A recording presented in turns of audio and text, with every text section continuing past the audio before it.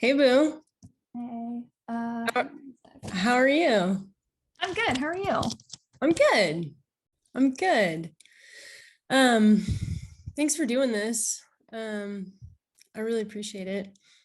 Your hair, Yeah, it's getting long. This is like reminiscent of when I first met you. I know. I mean, it's not that long yet, but it is getting longer. I have like a mullet when it's down, so A fashion mullet or an accidental mullet? no, a fashion mullet.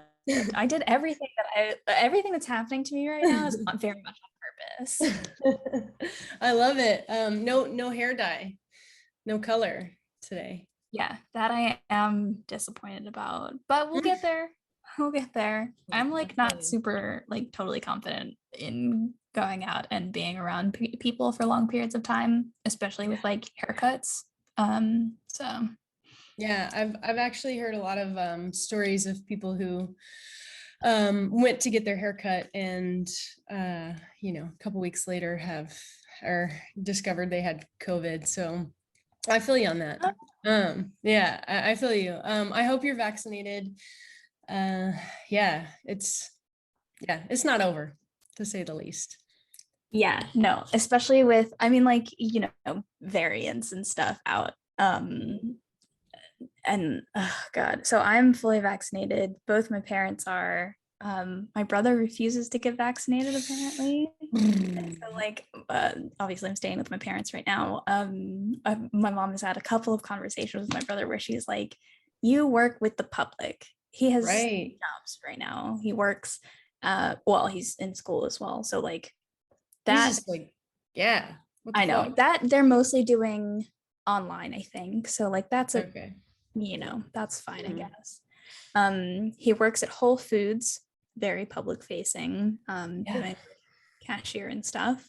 And Mhm. then he's joined up the like search and rescue in Wilmington. And Oh I'm like, no. bro, you can't be fucking like pulling What is people he out of the doing? ocean. Yeah, I don't Oh know. no. Oh no. Bruh.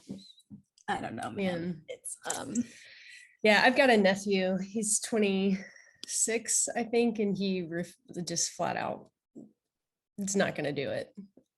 So I just like I don't know. For my brother, he's allergic to a lot of things. So there are some medicines like the flu shot, he has to get a different kind of, or like for a while he had to get a different kind of flu shot because he's allergic to eggs and sometimes they put eggs in it and like he just can't mm, have it. that's So like interesting. Huh. yeah, it is weird. So from one perspective, I get like for him Yeah, not necessarily wanting to rush out and get a vaccine. right. Um, there's That's enough fair. information out there for him.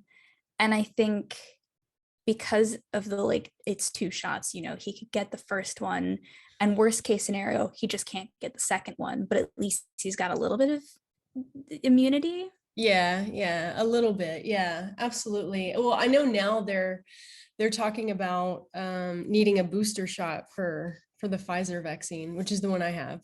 Oh, Yeah, I read an article uh, early last week or last weekend, maybe.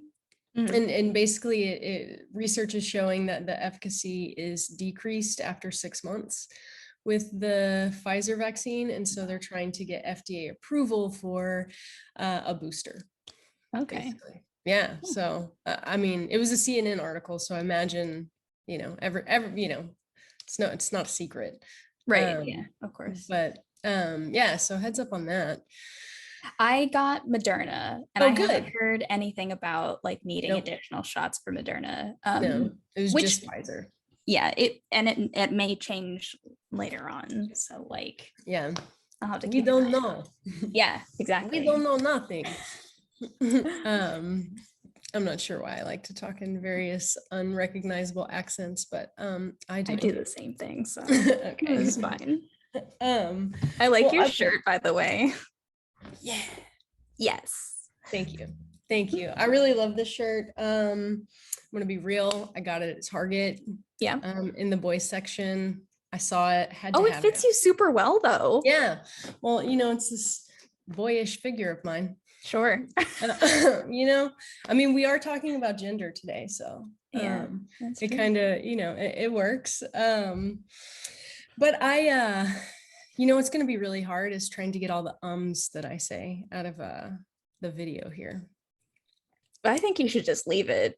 Yeah, Like, I mean, I will. Yeah, I absolutely will. But I say and like a lot. And same. one of the things that I keep seeing, right, is obviously probably for both of us growing up, saying like was something that you weren't supposed to do in like professional settings, and Yep. people mocked you for it, especially older men. Yeah. But those filler words Yeah, and the handles.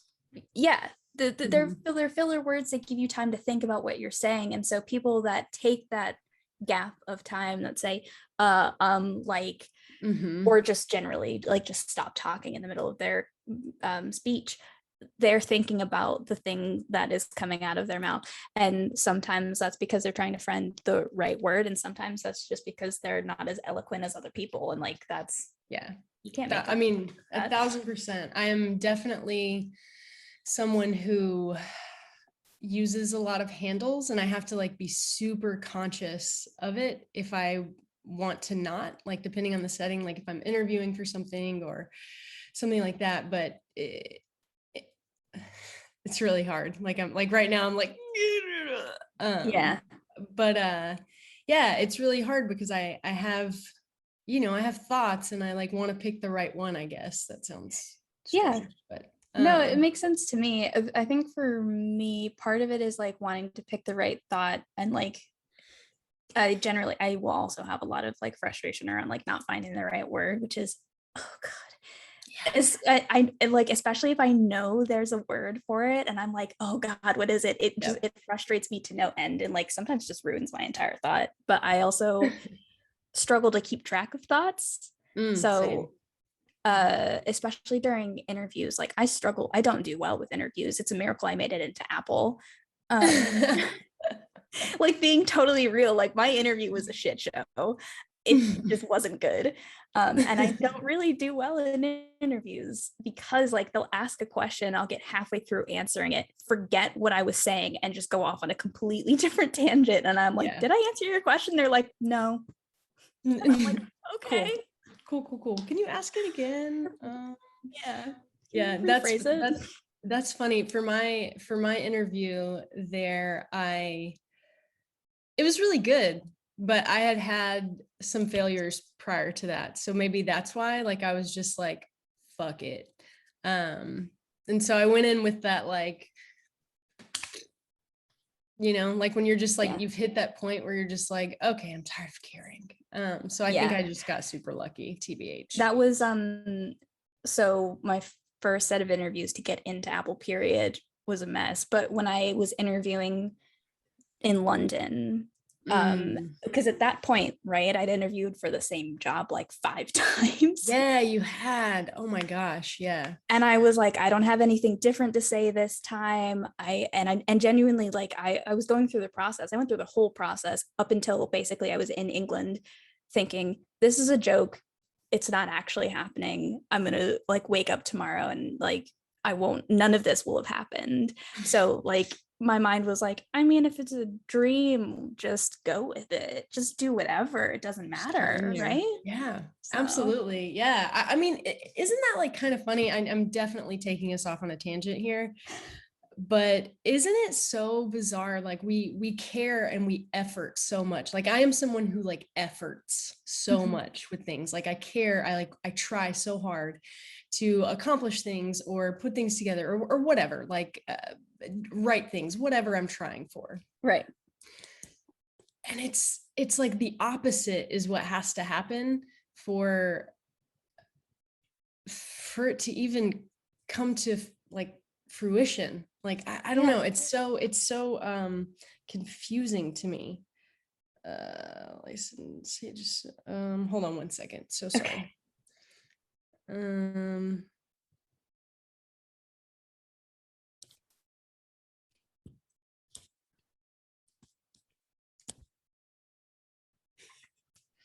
Shit, hold on. Okay.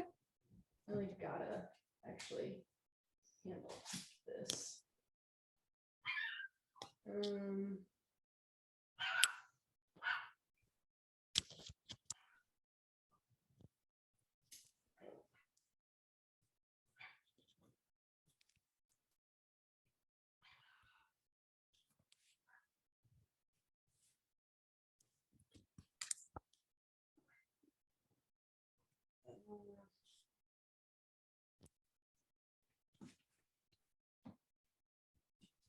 So sorry. It's fine. Sorry, it's my like there's certain things that I like have to have delivered, and it's my person who's doing that, and I like have to respond to them. Okay. Like whoever chose to, I don't know, whoever's working. Um, um,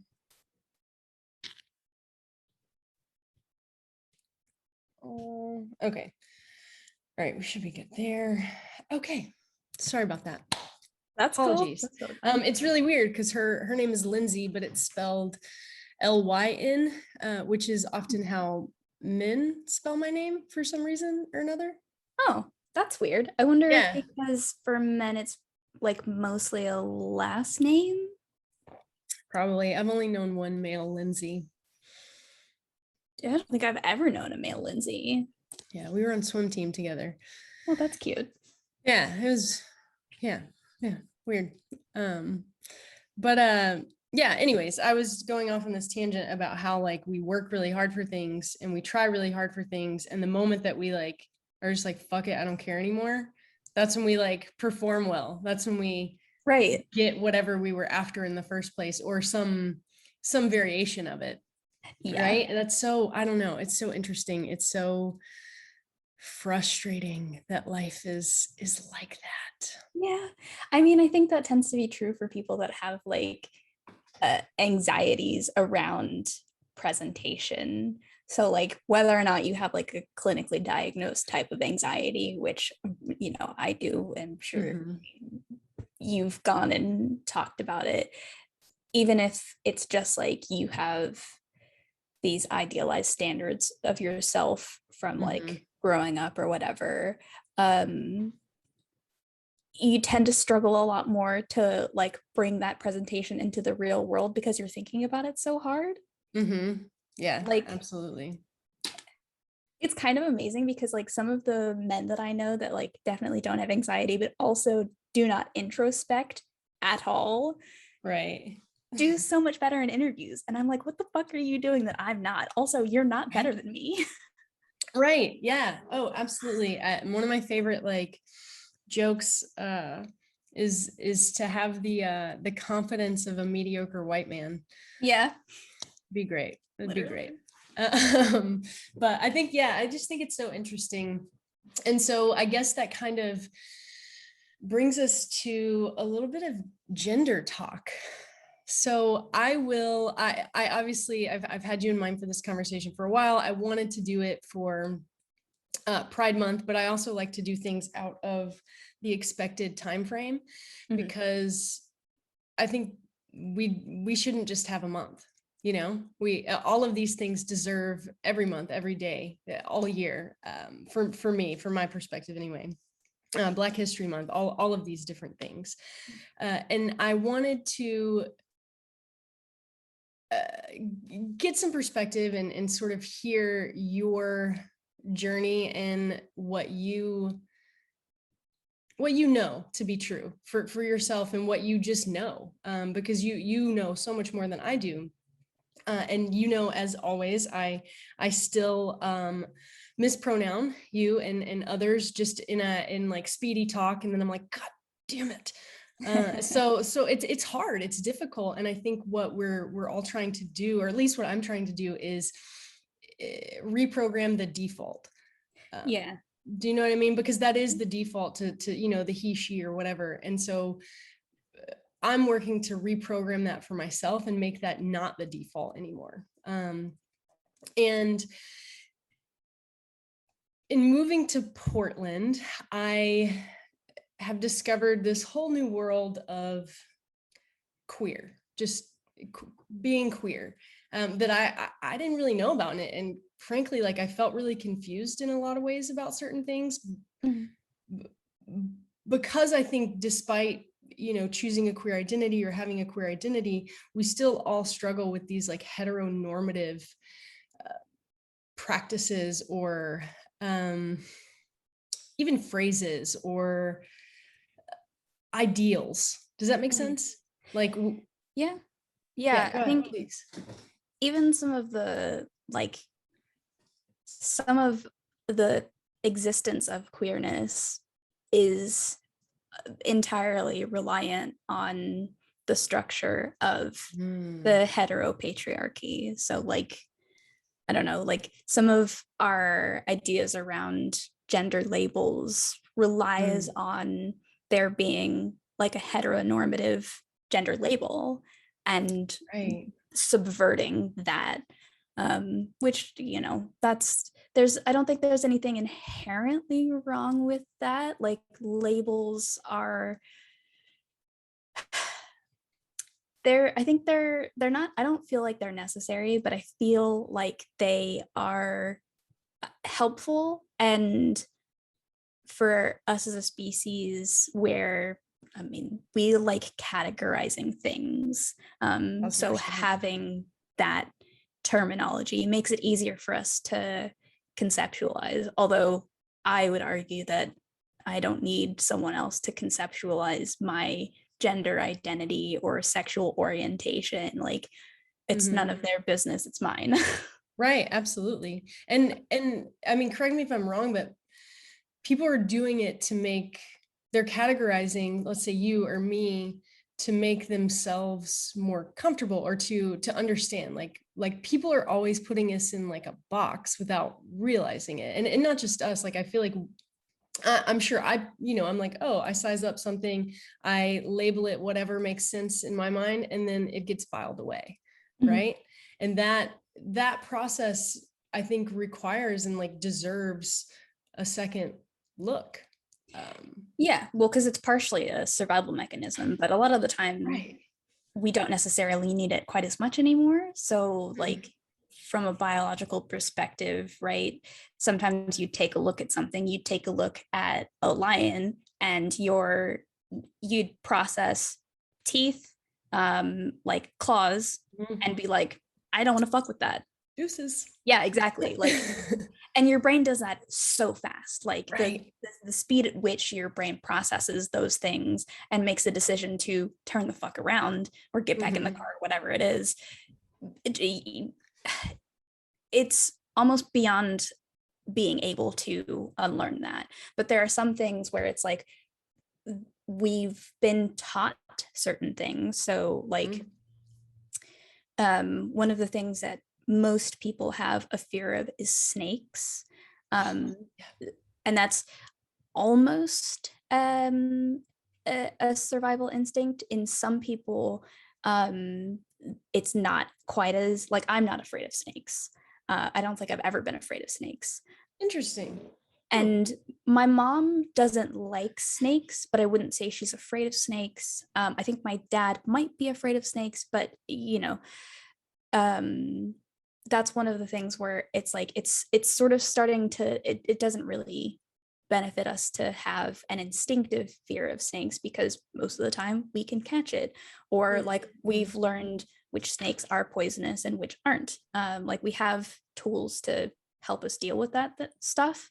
um, and then there are things that are like taught to us, like if you see a man in a you know long trench coat coming towards Right. you, some weird shit's about to happen. Right. And you Right. should probably get out of there.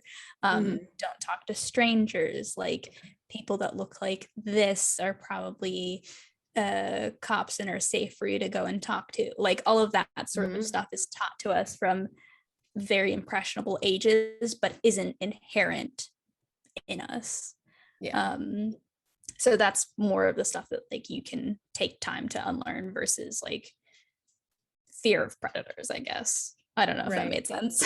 No, no, it absolutely does, because I mean, you're right. We're all kind of indoctrinated into a gender identity from the jump, you know, like with the toys that were bought or the clothes that are put on us as little girls or babies. And so that's, yeah, I mean, it's really hard to unlearn it versus like versus like the survival instinct of being able to assess and understand danger in the moment. Mhm. And yeah, what you described is being able to assess and consciously think about what box or label you are putting on other people or yourself. Yeah. Yeah. Yeah. It's and with so like it's interesting too that we're having this conversation now because one of my friends is pregnant. So we've been having conversations because obviously I'm non-binary and I can't not think about like these things when people bring stuff up to me. Mhm. So she knows the sex of her kid. They have picked a name and everything. And so like I don't know, it's a weird place for me to be in because I'm a friend of hers. I'm not like family or anything. Mhm. And she's been like super open to me like giving her little bits of advice about like, oh, well, here's like early clues if your kid doesn't identify with like Mm, the sex at birth basically. right. um I've sent her a couple of like books to read up on like having a gender nonconforming kid and stuff. But it's really interesting to see because she has picked a name that the first name is like relatively gendered, like you could nickname them and it wouldn't be that gendered. And then the middle name is entirely gender neutral, which I think Hmm. is a cool way to go about it. Yeah, um that's neat. yeah, and i I think I'm lucky with the people that are around me, Mhm. because I don't want to say like because of their exposure to me, but I'm sure partially because of their exposure to me and like their continued like investment in my life and my journey through gender or whatever, that they think about these things. Mhm. um but yeah, she just put up her, so she's having a baby shower in August. She just put up her like shower list, like her the stuff that she wants people to buy, and all of it's pretty like gender neutral. Yeah. There's not really a lot of toys on there. Yeah, I um mean, they don't play much at first. yeah, there's like pretty basic like early stuff, or like as they start toddling, like keys and stuff to play with. Mhm. And I think it's one of the things that is like it's super easy to wait on toys that are like gendered or whatever for kids to Mhm. decide whether or not like that indicates that they're gender nonconforming, to decide what toys they want to play with. Mhm. um it's I don't know, it's just something that I always thought was like super weird, when people But would be like, oh yeah, pink or blue, and it's like right, yeah. those are colors.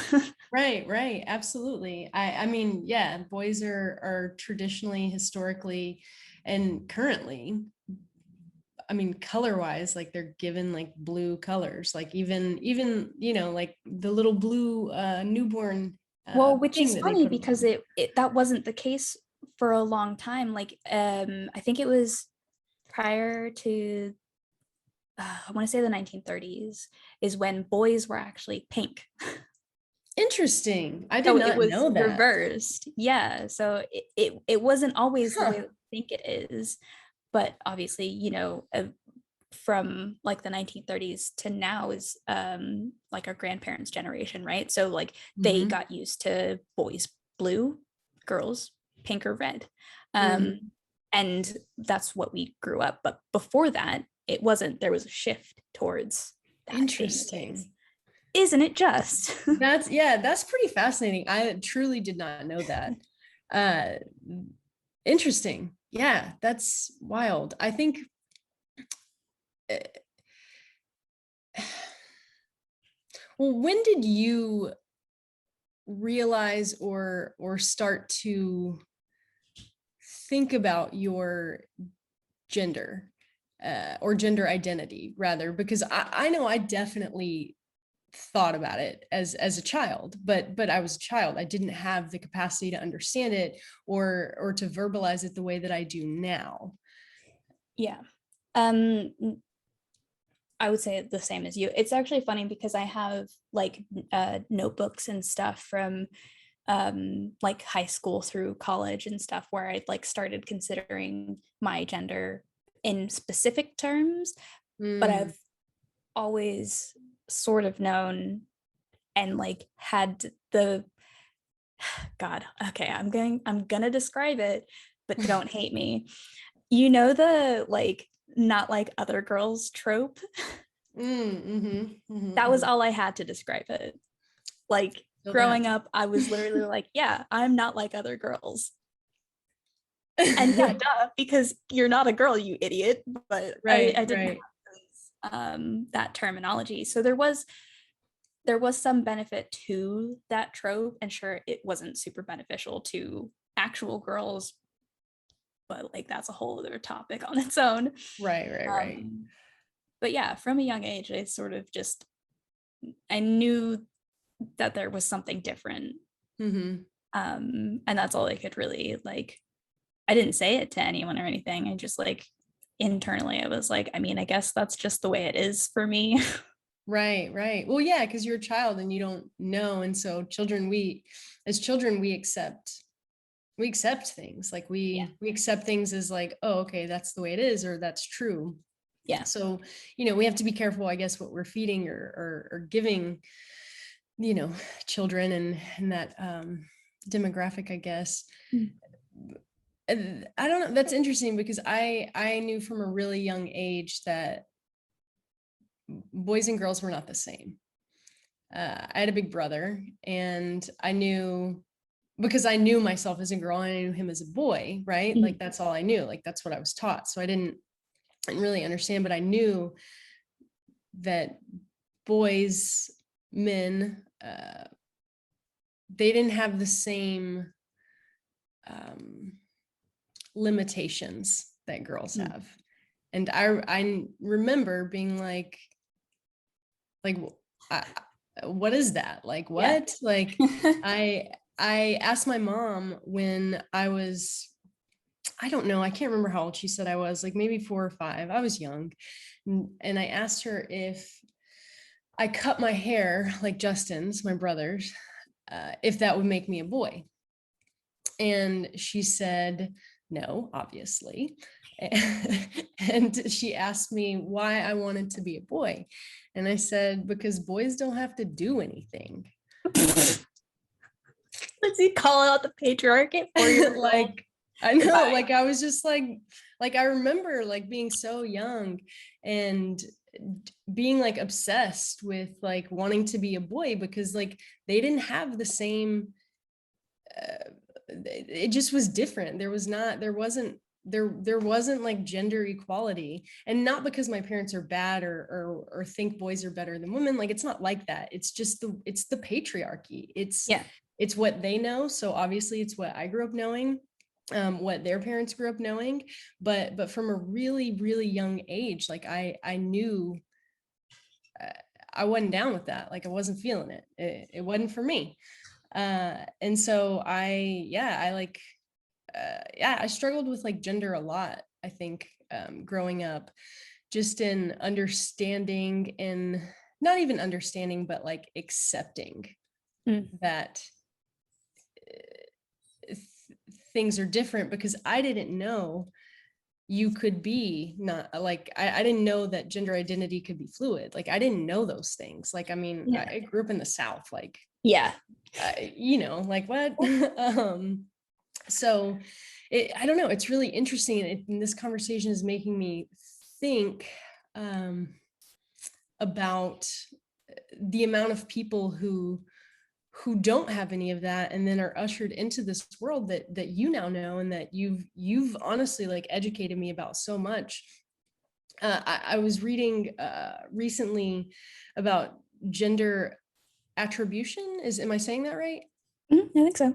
Okay, because something that has always been hard with pronouns, I think, for me, I'm not trying to speak for anyone else, but is presenting in what is traditionally thought of as like a feminine way, Mhm. and but not preferring the traditional like feminine pronouns. Does that make sense? Yeah. So I think, what is your gender identity? I know you're non-binary, but explain that, not just for me, but for anyone listening, because I think that's really an important thing to understand. Okay. So yeah, I am non-binary. I I aligned with that term um 5 or 6 years ago. And if I were going through the process now, I probably would pick a different term.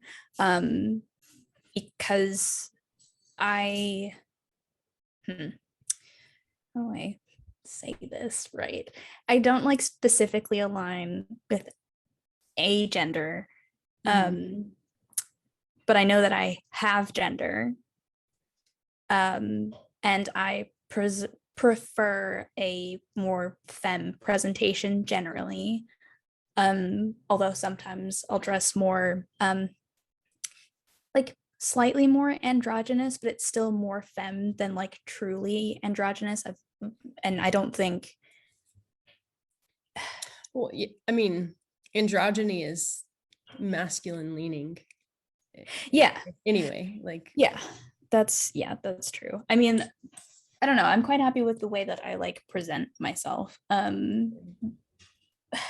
It's because one of the things that my parents struggle with too is like I wear dresses, and that has nothing to do with my gender identity. right. I like to wear dresses. And Talk more about that. what, wearing dresses? Well, just that's the example, but wearing dresses has nothing to do with your gender identity. This is what I think is important, not just for me to understand, but to say, to have that information in the world. Um, yeah, I mean, so I like to wear dresses mostly because they're freeing and comfortable. Um, but it doesn't really have anything to do with my gender identity.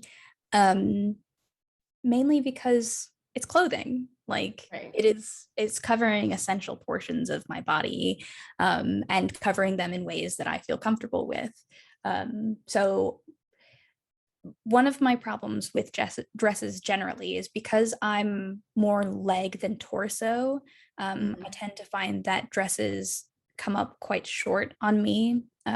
Like they come up higher on the thigh than they do on like differently proportioned models, Right. um, which I've never really been that comfortable with. But then like the midi and maxi dress started to become a thing, and that was when I was like, oh my god, these are the dresses for me. Because even Right. if they're like not the perfect length or not the same length as the model, they're going to cover most of my body. That's all I want. I want to cover my body and be comfortable, especially during summer heat in the South. We know it gets super super humid, and Mhm. wearing a lot of clothing is not comfortable.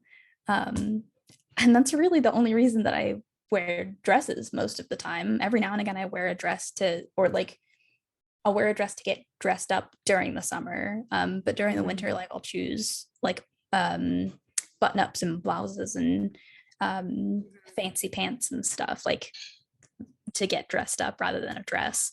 Um, but yeah, it's a function. Like it functions for me rather than telling a specific thing about me, I Right. guess. Yeah, and I think because because we do present ourselves, right? We have all these options of all the different clothes that we can choose to wear, and there isn't just one thing that we're saying with Yeah. what we choose to wear, right? Like just because I choose to wear a t-shirt doesn't like, it doesn't necessarily mean I'm saying one specific thing. It could just mean I like happen to be hot because typically I have long sleeves on, right? Mhm. Like that's one thing that anybody who knows me well, like everyone knows that like I'm usually covered. And Yeah. that's because that's functional for me. That feels more comfortable for me, but it has nothing to do with how I think of myself internally. Does Yeah. that make sense? And Oh yeah. so I think being non-binary, what in what ways do you think of yourself internally?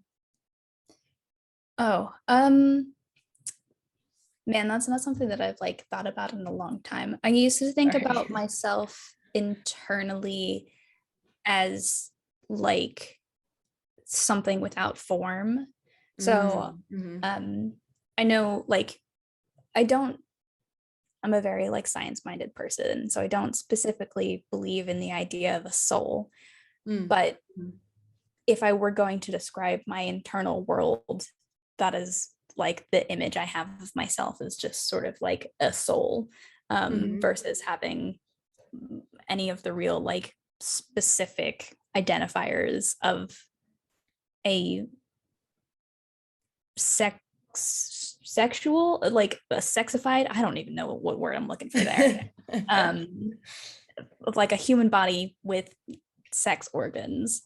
Right. um and like this is part of what I why I knew as a kid that I was like different somehow. I like could never really think of myself as like a boy or a girl. Like there was a time where I was like, maybe I'm a boy. And then I was like, no, that doesn't even make any sense because I hate that.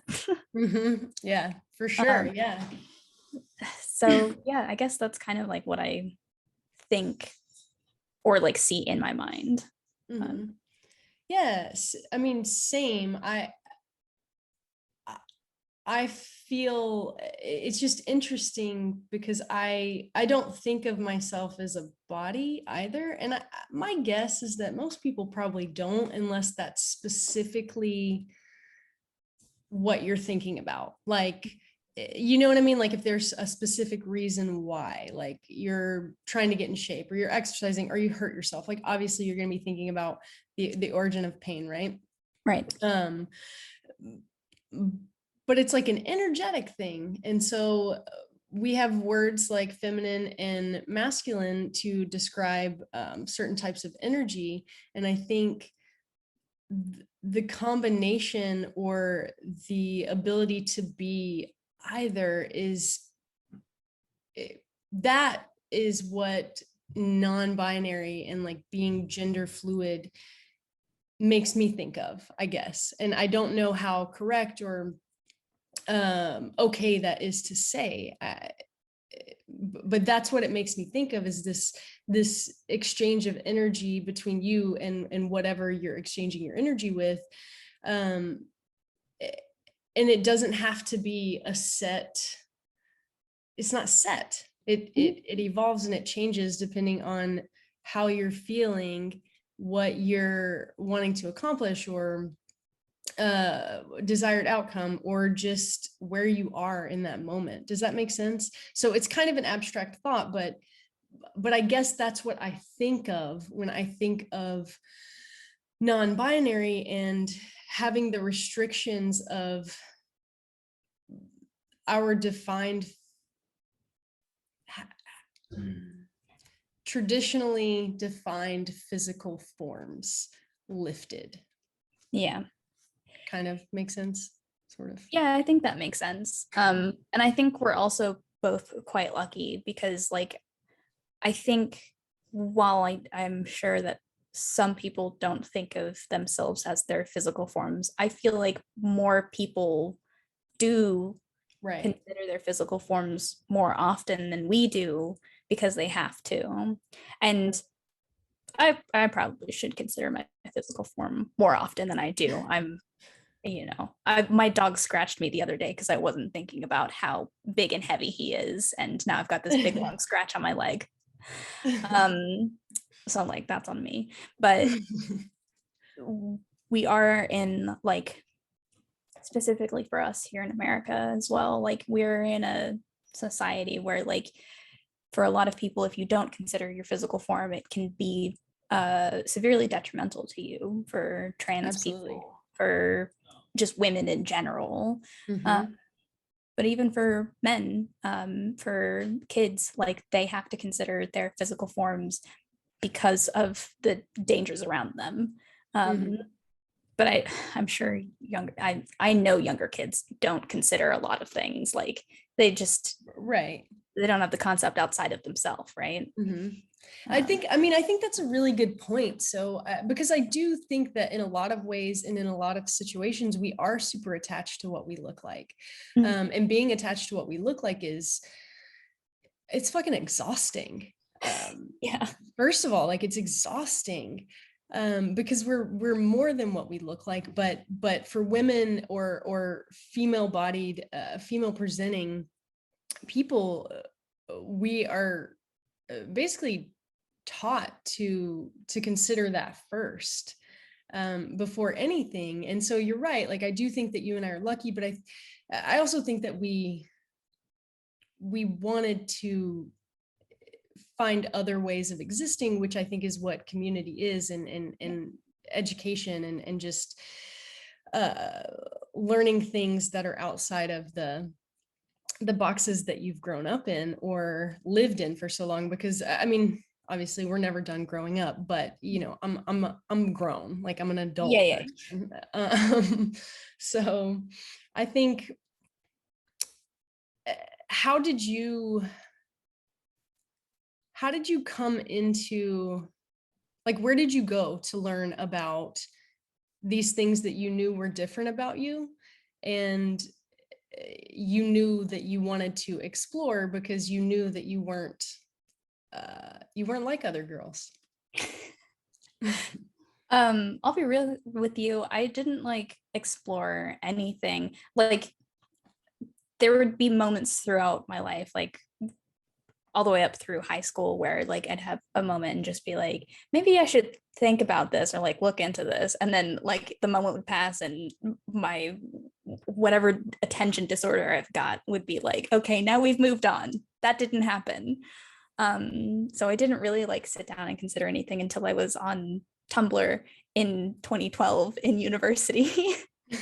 And I started coming across like like fandoms and stuff, but started coming across people of different sexual orientations and gender identities, and blogs that talked exclusively about that and had links to outside resources. Because I didn't go to, like, on my campus they have a GLBT center.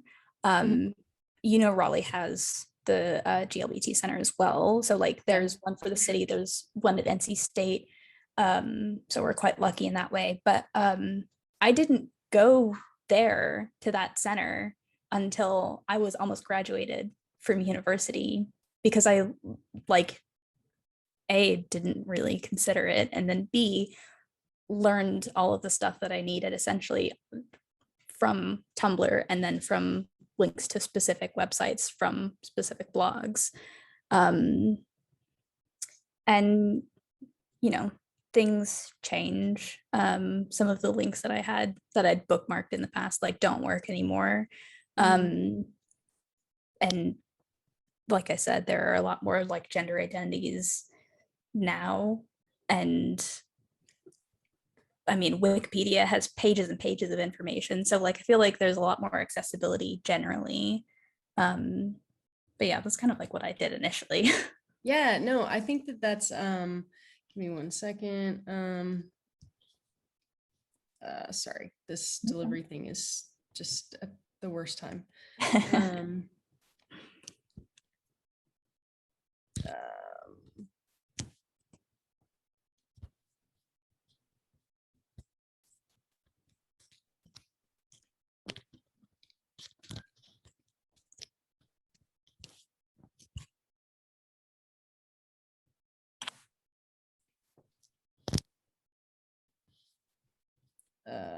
okay, I apologize.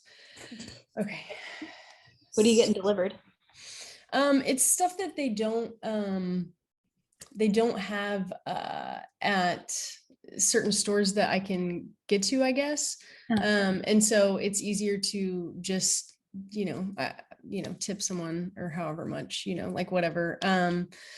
So it's a couple of dietary things, like Yeah. gluten-free stuff that they're really hard to find, and it's just easier to give someone, however much the fee is, and then their tip or whatever to have it delivered rather than trying to hunt it down. So Yeah, that's yeah. fair. Yeah. So I don't mind at all. Usually like once a month, but yeah, certain like gluten-free things are just harder to find than others. But now I'm like, Weird considering yeah. But where I think you're it's at. I think it's because there's different brands here. And so like, and I've tried other brands, but I just didn't, Yeah. you know what I mean? Like I was like, I don't really like this. So I think that's why, is because there is a lot of not competition, but there are a lot of stuff. Yeah. Like there's a lot here. But there's like a specific brand that I just like better. So That's fair. yeah, I'm spoiled, privileged, first world problems. But I you said the word phantoms. What does that mean? Phantoms? Yeah, what, like phantoms, like what? I don't, I mean, I know what the Oh, word means, but like in the context. fandoms. Oh, fandoms. I was Yeah, like, yeah. phantoms. I don't know It's that like, I get that in the context of what she's saying. Got it. Got it. yeah. Okay.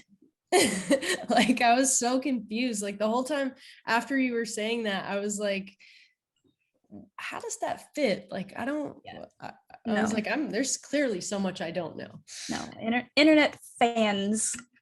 Um, fandoms. Perfect. 1 second, hold on.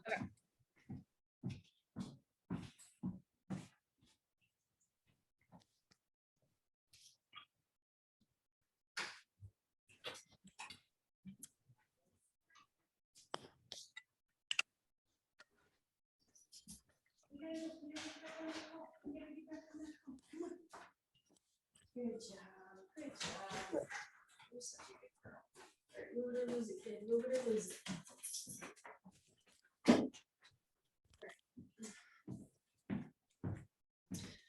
Okay. Sorry. We got it. Was that it being? Yeah.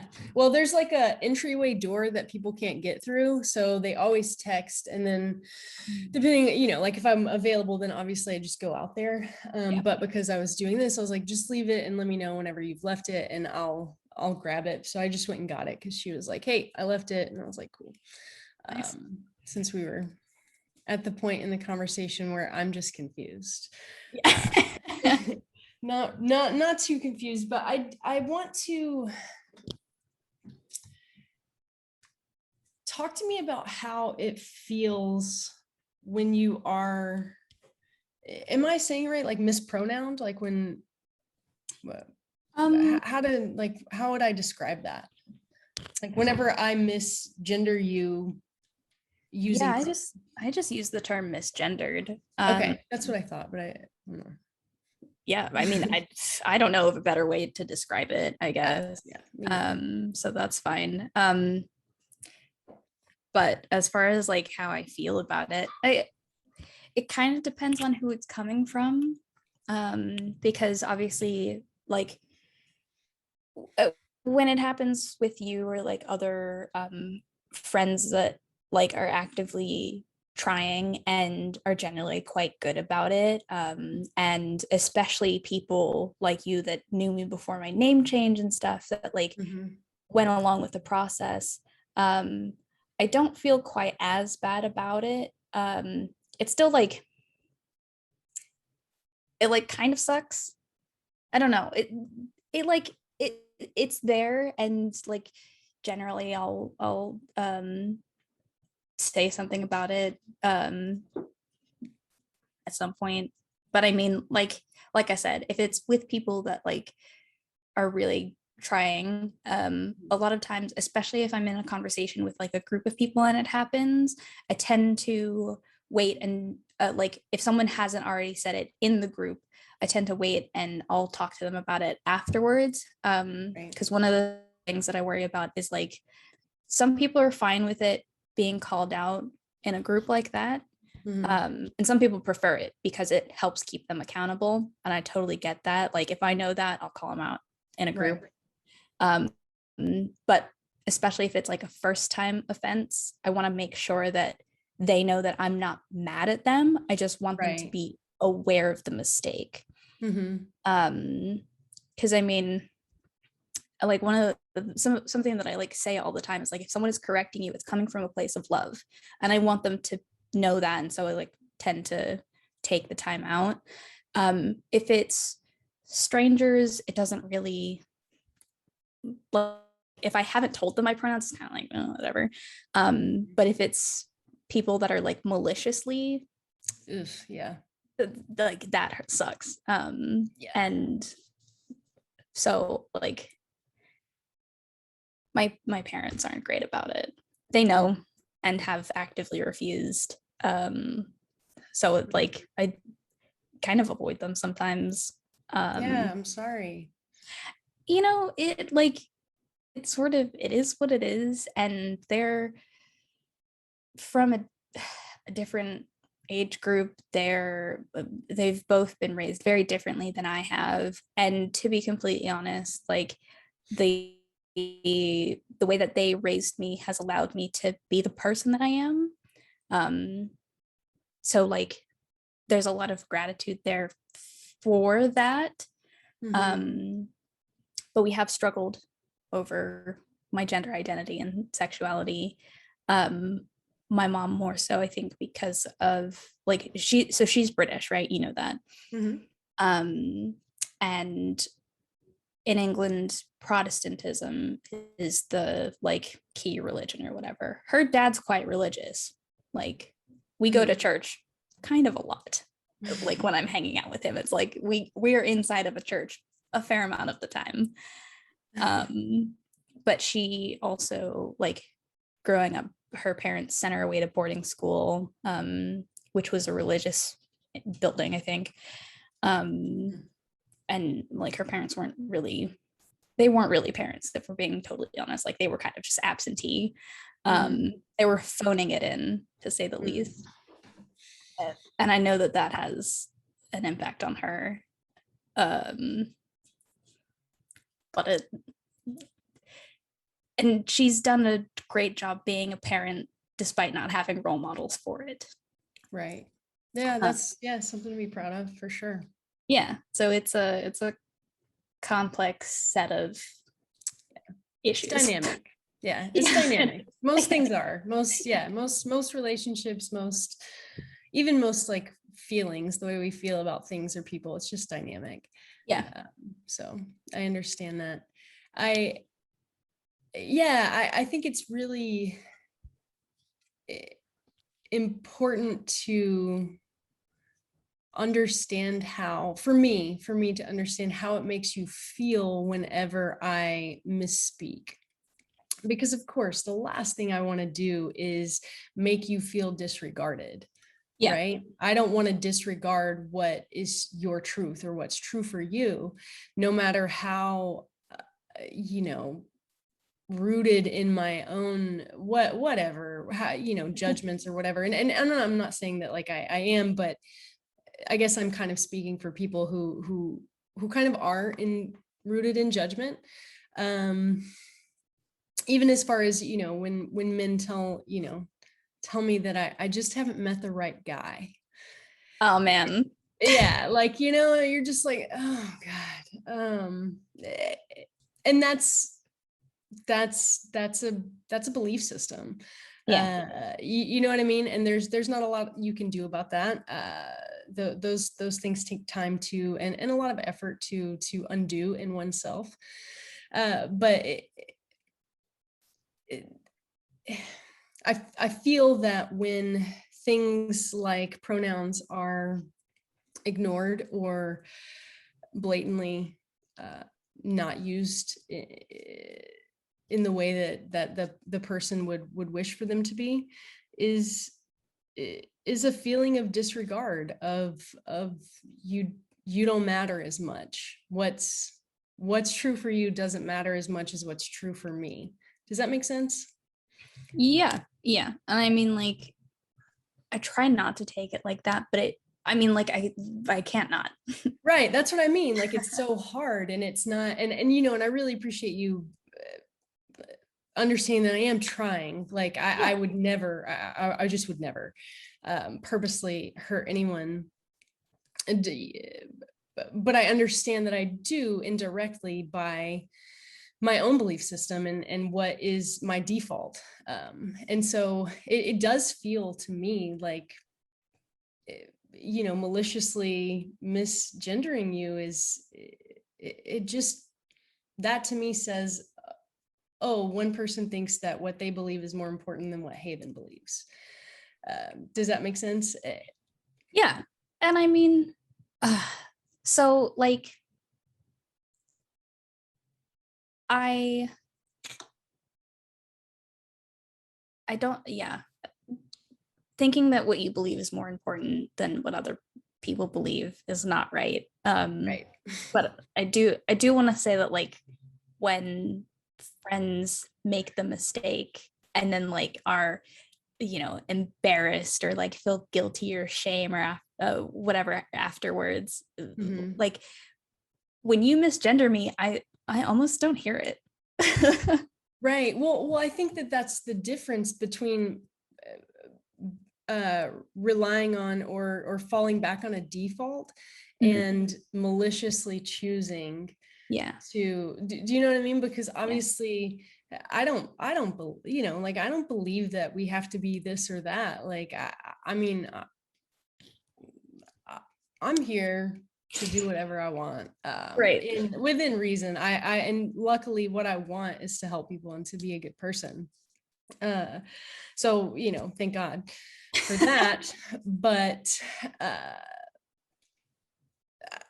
you know, I think that's the difference, and I think it's really important to, like, even just knowing, like, as your friend, that you might have a feeling of, or a sense of disregard. Like, that makes me more aware. And I guess the point of this is to make people more aware of the human aspect of being different, of choosing a queer or a non-binary lifestyle.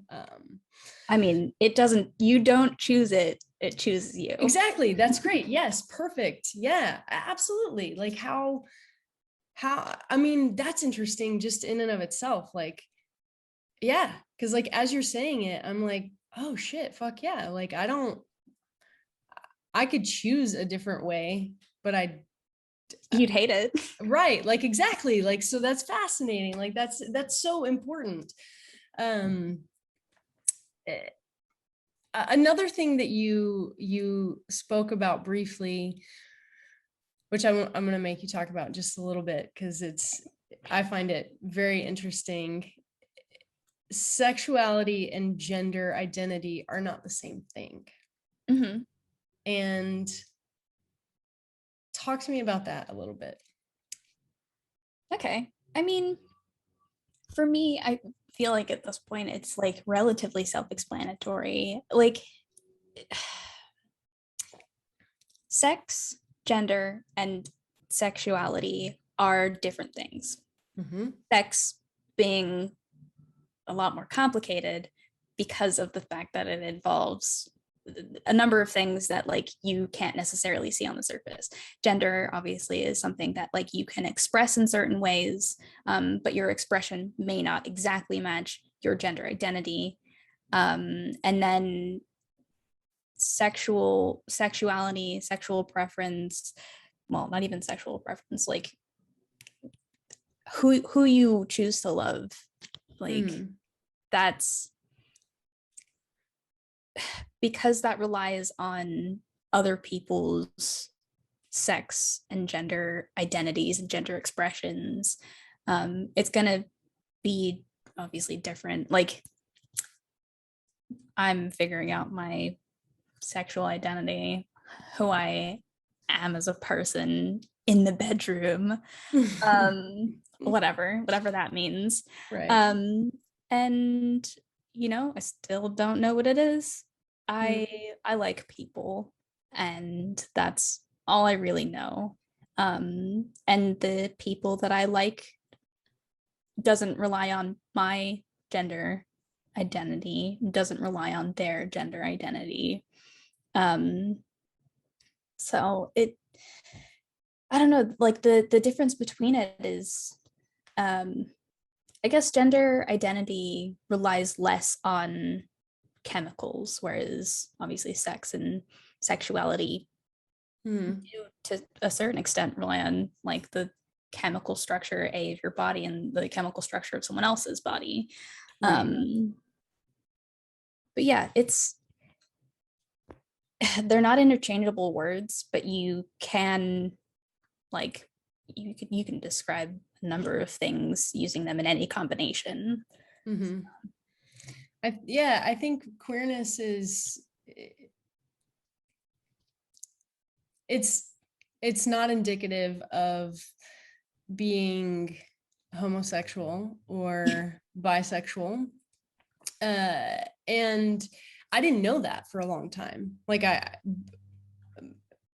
because I didn't need to. And that's kind of, I mean, that's kind of how life works, right? We don't know things until we need to know them, or until we become interested in them and we choose to understand more. And so Can you hear my dad? yeah, yeah. He's got a very like full laugh. Yeah, he just had a good chuckle. Oh yeah. Yeah, something good's going on out there. It sounds like they're watching like a superhero movie or something. Like Nice. I'll have to ask them and I'll text you about it later. Okay. But I think, and that's one thing that confused me a little bit in being in this community of queerness, in a queer community, because I didn't understand fully that it wasn't indicative of a certain thing. It's really indicative of what we talked about in the beginning with of rejecting heteronormative standards, right? Right. Yeah. And I didn't know that, and I knew there was a disconnect. Like I could feel that, like I wasn't on the same page as everyone, so I was like, I need to figure this out. Because I feel like my pronouns are she, her. And does it upset me if I'm misgendered? Absolutely not. I don't care. It's happened my entire life, like whatever. Especially if my hair's short and I have like baggy clothes on or something, like I don't care. I don't mind being they, them, like none of that bothers me, and it never has. But I'm also attracted to women. And so I'm like more of this static entity, or this static, my preferences are pretty static, right? And like that's hard when it's hard in its own way when you're one in a world of heteronormative everything. Growing up and figuring out you're gay is difficult. But also whenever you're in this community of fluidity that you aren't as familiar with. Like it was, I've had people say like, wow, like they're surprised at my consistency, I guess, with what I'm attracted to and how I identify, and how I guess I present. And it's almost like this like adolescent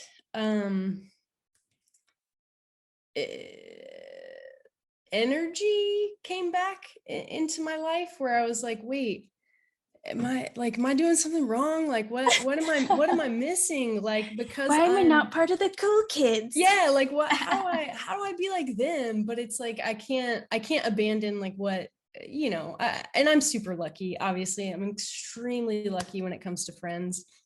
and my family also, but I do have this like super basic, simple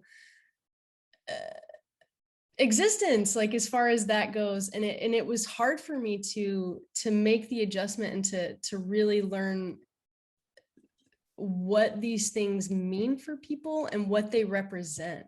And because I think it goes far beyond how we identify ourselves, like our gender identity, or how we identify sexually.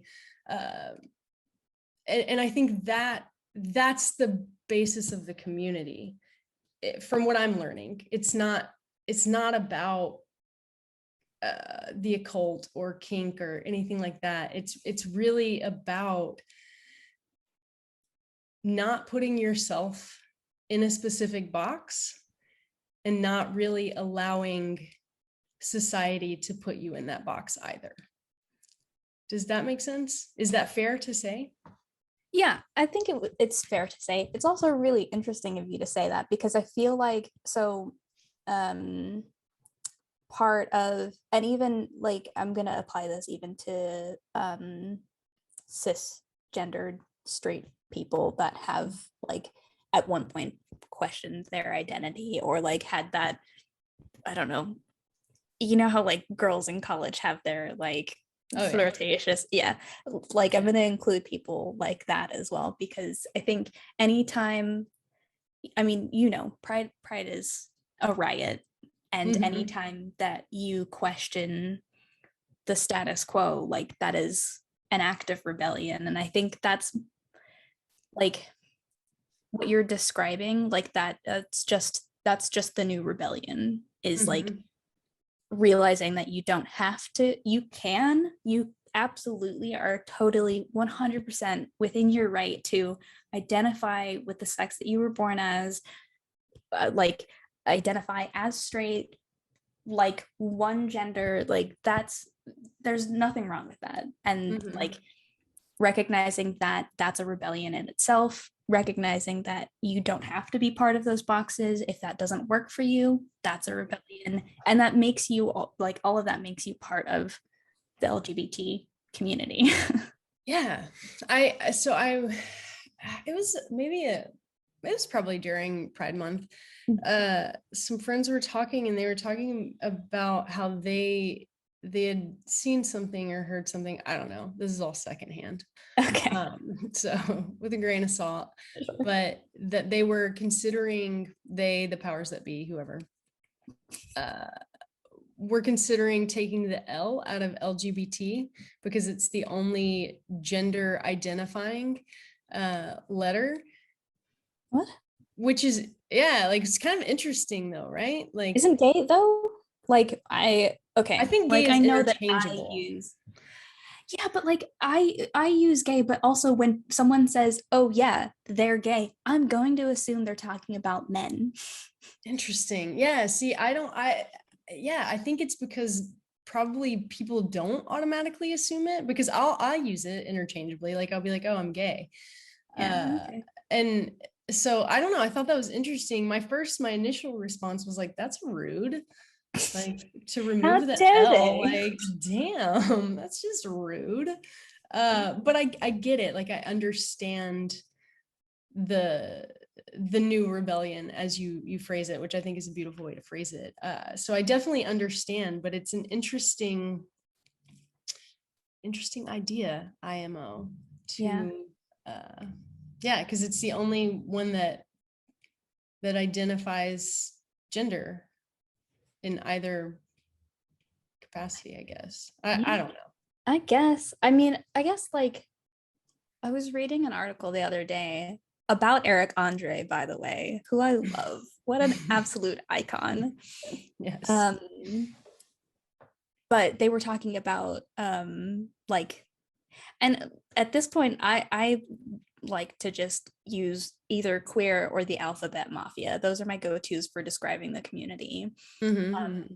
But the acronym that they had was like 13 letters long, and Damn. I recognized some of it. So it was like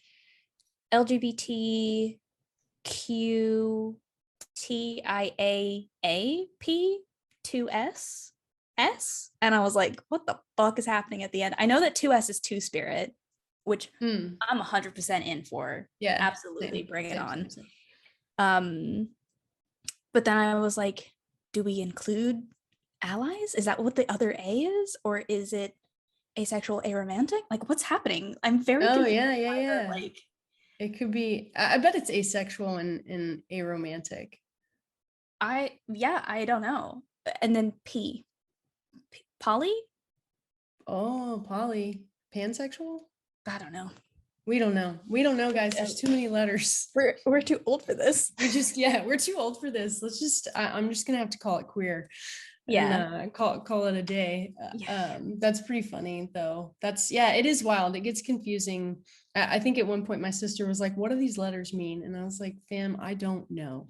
Yeah. I got you on the first four, maybe five. After Yeah, that, I'm out. I'm out. Yeah, I gotta tap out. Yeah. That's yeah, that's pretty funny. Well, I want to, as someone who has experienced discrimination, not, for multiple reasons, I believe,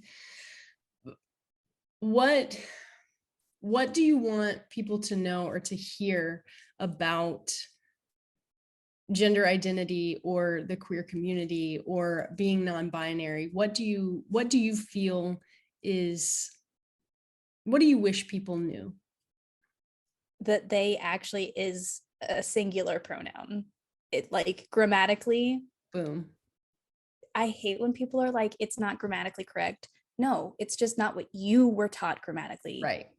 They, them has a history of being grammatically singular. How dare you?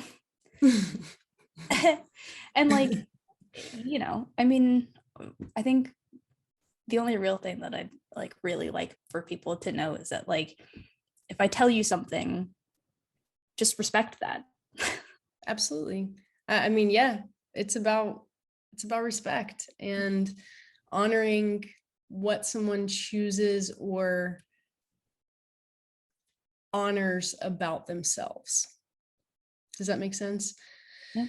So I'm here for you on that. I love this. I really do. I'm really grateful that you did this. I'm definitely going to put more of these together and yeah, I'm gonna come out of my like interviewing brain for a second.